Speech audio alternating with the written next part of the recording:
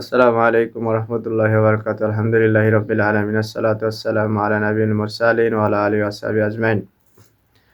ছোট্ট একটা হাদিস যে আল্লাহ সুবহানাহু ওয়া তাআলার নবী সাল্লাল্লাহু আলাইহি ওয়াসাল্লামের সাহাবী আমিরুল মুমিনিন ওমর ইবনুল খাত্তাব রাদিয়াল্লাহু তাআলা আনহু একটি হাদিস বর্ণনা। তিনি নবীজি ইন্তেকালের পরে এই হাদিসটি বর্ণনা করেন।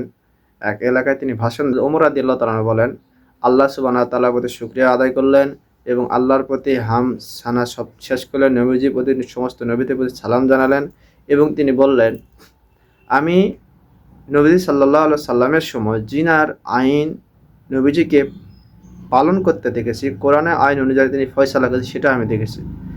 কিন্তু সেই সময় যে আইন ছিল, বিবাহিত পুরুষ এবং অবিবাহিত নারী যদি জিনা করত, বিবাহিত পুরুষকে হত্যা করা হতো কোমর পর্যন্ত পুঁতে রেখে এবং অবিবাহিত নারীকে ৮০টা বেতের আঘাত দিয়ে ১ বছর দেশান্তর করা হতো এবং যদি ২ জন বিবাহিত হতো তাদেরকে হত্যা করা হতো। আর পুরুষ যদি অবিবাহিত, নারী যদি বিবাহিত হতো তাহলে নারীকে হত্যা করা হতো, পুরুষকে ১০০টা বেতের আঘাত দিয়ে এবং ১ বছর দেশান্তর করা হতো। কিন্তু আমি এই ভয় এবং এই আশঙ্কা করি যে আমাদের সময় এই আইন চলতেছে, আমি ওমর যতদিন বেঁচে থাকবো সেই আইন আল্লাহর হুকুম পালন করব। কিন্তু আমার পরে যারা আসবে তারা যদি পালন করে, কিন্তু আমার আরেকটা আশঙ্কা হইতেছে যে এমন এক সময় আসবে যে আল্লাহর আইন, ফরজ আইনকে তারা অমান্য করবে এবং তারা মনে করবে এটা কিছুই না, খামোখা।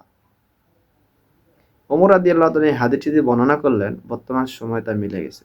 দেখেন, ওমর রাদিয়াল্লাহু তাআলা বলে এটা খামোখা মনে করবে, কিছুই মনে করবে না। বর্তমান আইন মিলে গেছে, এত জিনা ব্যভিচার বেড়েছে, নারীদের সতীত্ব রক্ষার জন্য কোনো কিছুই নাই। কিসের জন্য? আল্লাহর কোরআন আইন মানে না, নিজের মন গড়া আইন দিয়ে রাষ্ট্র পরিচালনা করে, ইসলামী আইন বোঝে না, কোরআনে আইন মানে, অথচ মুসলমান বলে দাবি করে, কোরআন নাকি তারা সবসময় মানে। যদি কোরআন মানে, এই জন্য তাহলে কোরআন দিয়ে কেন ইসলামী আইন পালন করা হয় না? ওমর রাদিয়াল্লাহু তাআলার হাদিসটি আপনি মিলে দেখবেন এবং বর্তমান পরিস্থিতি অনুযায়ী তারা কি করতেছে। ওমরের খলিফার জীবন, হযরত ওমরের জীবনে রাষ্ট্র খলিফা কেমন ছিল, নবীজির রাষ্ট্র খলিফা কেমন ছিল, হযরত আবু বকর রাষ্ট্র খলিফা কেমন ছিল, কিন্তু বর্তমান রাষ্ট্রের পরিচালনা কেমন ছিল।